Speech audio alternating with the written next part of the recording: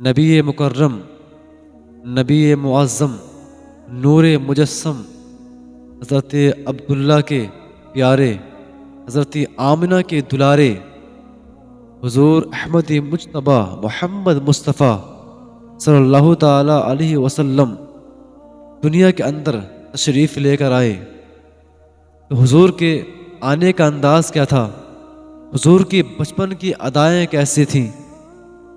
حضرت حلیمہ رضی اللہ تعالی عنہا بیان فرماتی ہیں کہ نبی کریم صلی اللہ تعالی علیہ وسلم جب دنیا کے اندر تشریف لے کر آئے تو حضور صلی اللہ علیہ وسلم کا جو پالنا تھا، جو جھولا تھا، اس کو جب فرشتے ہلایا کرتے تھے تو وہ ہلتا تھا۔ پالنے میں حضور اگر اپنی انگلی کو گھماتے تھے تو حضور کی انگلی کے اشارے سے چاند گھومتا تھا۔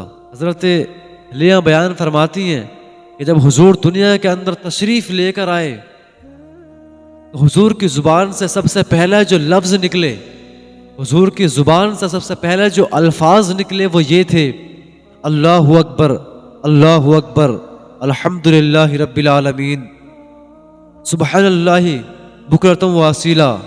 حضور کی زبان سب سے پہلے یہ الفاظ نکلے۔ حضرت حلیمہ بیان کرتی ہیں آگے، کہتی ہے کہ حضور نے کبھی بھی اپنے کپڑوں کے اندر بول و براز نہیں کیا، کبھی اپنے کپڑوں کے اندر حضور نے پخانہ یا پیشاب نہیں کیا۔ کہتی ہے ایک معین وقت تھا، اس معین وقت میں حضور پیشاب کیا کرتے تھے، اس معین وقت میں حضور پخانہ کیا کرتے تھے، اور نبی کریم صلی اللہ علیہ وسلم کا سطر، شرمگاہ حضور کی کبھی کھلی ہوئی نہیں رہی۔ حضرت حلیمہ کہتی ہے کبھی اگر کھلی ہوئی حضور کی شرمگاہ رہ گئی تو حضور اتنے رویا کرتے تھے، اتنی زور زور سے چلایا کرتے تھے کہ مجھے بند کرنا پڑتا تھا۔ اور کہتی ہیں کبھی کبھی اگر مجھے بند کرنے میں دیر ہو گئی تو کوئی غیب سے آیا اور حضور کی شرمگاہ کو ڈھک دیا۔ یہ شان ہے حضور۔ اور جب حضور چلنے کے قابل ہوئے، حضور نے چلنا شروع کر دیا، تو کہتی ہیں حضور جب باہر جایا کرتے تھے، بچوں کو کھیلتا ہوا دیکھتے تھے تو حضور کھیلتے نہیں تھے، حضور کھڑے ہو کے ان کو دیکھا کرتے تھے۔ لوگ کہتے تھے آؤ کھیلتے ہیں، لیکن حضور کہتے تھے محمد دنیا کے اندر کھیلنے کے لیے نہیں آیا، محمد تو اپنے رب کے دین کو پھیلانے کے لیے دنیا کے اندر آیا۔ حضور کہتے تھے میں کھیلنے کے لیے دنیا کے اندر نہیں آیا، میں تو اللہ تبارک و تعالیٰ کی وحدانیت کو بتانے کے لیے آیا ہوں، لوگوں کو دوسروں کی پوجا کرنے سے روکنے کے لیے آیا ہوں۔ آج جو لوگ باطل خداؤں کو مانتے ہیں، دوسرے خداؤں کی پوجا کرتے ہیں، میں ان سے روکنے کے لیے آیا ہوں۔ اور حضرت آمنہ کا اس کے بعد میں انتقال ہو گیا۔ نبی کریم صلی اللہ علیہ وسلم کی 6 سال کی عمر شریف تھی، ابھی حضور 6 سال کے ہوئے تھے۔ حضرت آمنہ کا انتقال کیسا ہوا؟ حضرت آمنہ رضی اللہ تعالی عنہ مکہ شریف سے مدینہ شریف گئی۔ نبی کریم صلی اللہ تعالی علیہ وسلم کے دادا کے ننہال بنو عدی بن نجار کے یہاں پر، اپنے رشتہ داروں کے یہاں پر گئیں، ملاقات کرنے کے لیے گئیں، یا اپنے شوہر کی حضرت عبداللہ کی قبر شریف کو دیکھنے کے لیے گئیں، ان کی قبر پہ گئیں۔ اور اس سفر میں حضرت ام ایمن جو حضرت عبداللہ رضی اللہ تعالیٰ عنہ کی باندی تھی، ان کی لونڈی تھی، وہ بھی اس سفر میں حضرت آمنہ کے ساتھ تھی۔ لیکن آتے ہوئے واپسی میں ایک گاؤں ابوا نام سے ایک گاؤں ہے، اس گاؤں میں حضرت آمنہ کا انتقال ہو گیا، ان کا وصال ہو گیا، اور اسی گاؤں کے اندر ان کو دفن کر دیا گیا، اسی گاؤں کے اندر ان کی قبر بنا دی گئی، اسی گاؤں میں ان کو دفن کر دیا گیا۔ اور حضرت آمنہ کا یہ در یتیم جن کے آغوش رحمت میں پلنے والا تھا، وہ ان تمام ظاہری اسباب ترتیب سے بے نیاز ہے۔ کریم صلی اللہ تعالی علیہ وسلم کی ولادت سے پہلے حضرت عبداللہ کا انتقال ہو گیا تھا۔ اب ولادت کے بعد میں جب حضور 6 سال کے ہوئے، 6 برس کے ہوئے، تو اب ماں کا سایہ بھی سر سے اٹھ گیا، ماں کی آغوش شفقت کا خاتمہ بھی ہو گیا۔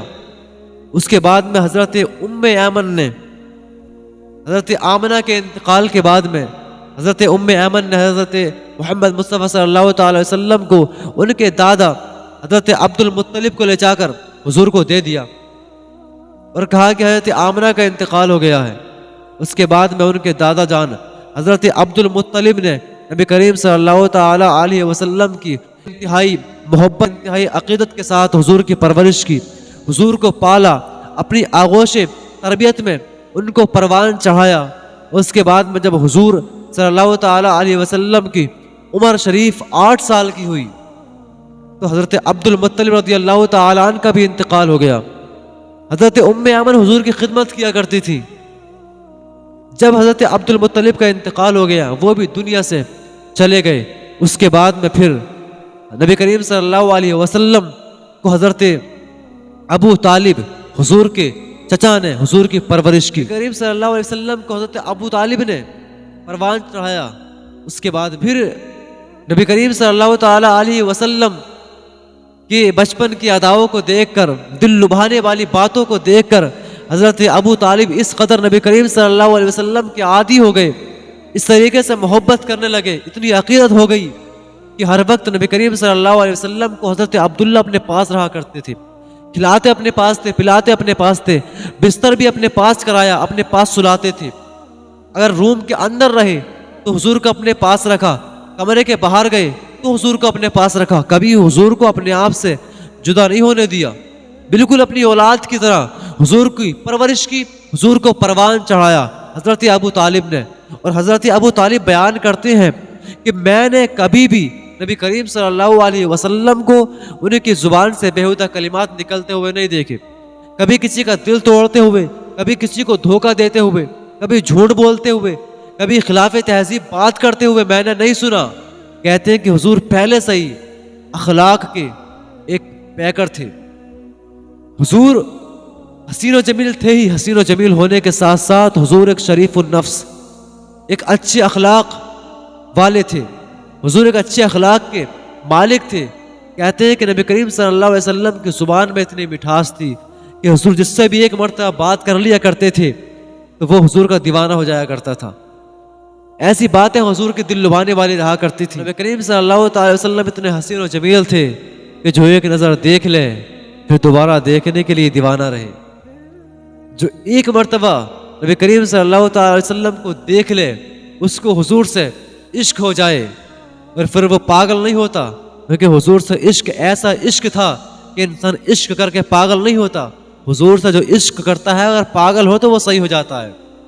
کسی نے کہا تھا عشق انسان کو قلندر ولی کرتا ہے، عشق پاگل نہیں، پاگل کو ولی کرتا ہے۔ حضور سے عشق جو کر لے نا پاگل نہیں ہوتا، اگر پاگل عشق کر لے تو وہ اچھا ہو جاتا ہے۔ شان حضور کی بچپنے کی جو عادت حضور کی تھی، قسم خدا کی کتنی خوش نصیب ہیں حضرت حلیمہ، کتنی خوش نصیب ہیں حضرت ام ایمن جنہوں نے حضور کی دیکھ بھال کی، جنہوں نے حضور کے بچپنے میں خیال رکھا۔ قسم خدا کی بلا حساب کتاب وہ جنت میں داخل ہو جائے۔ جو نبی کریم صلی اللہ تعالی علیہ وسلم کے جسم سے ٹچ ہو جائے اس کو جہنم کی آگ چھو نہیں سکتی، تو جو نبی کریم صلی اللہ علیہ وسلم کی دیکھ بھال کرے، حضور کو کھانا کھلائے، کپڑے پہنائے، حضور کو نہلائے، اتنا خیال رکھے، تو پھر اس کو جہنم کی آگ کیسے چھو سکتی ہے، اس کو جہنم کیسے ٹچ کر سکتی ہے۔